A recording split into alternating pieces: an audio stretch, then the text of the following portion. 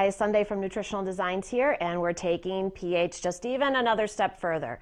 So if you've already done your tracking and you've kind of understood now the whole analogy you gave with the whole dirty fish tank, let's really do some hard looking at your numbers, all right? Now I really want to touch base on something that I see frequently, and sometimes I see people who throw me perfect numbers, but they've got too much going on in their body for that to truly be correct. And I completely believe they did all their tracking correctly.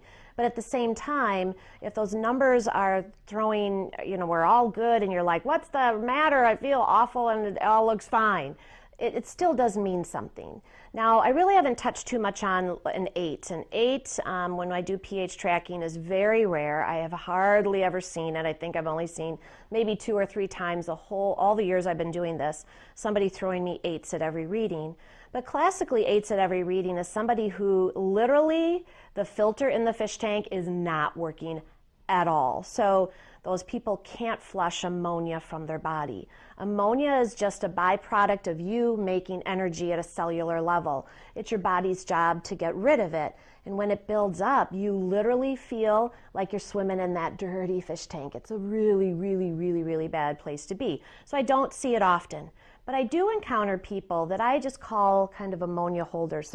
They're holding enough of this crud that their numbers look okay, but they've got all this symptom and they just don't feel good.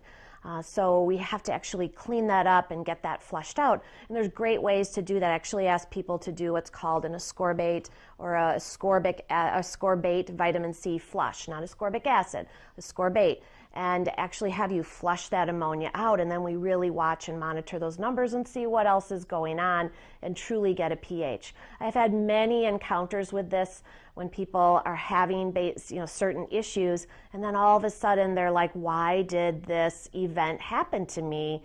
I'm really healthy. I do things really well.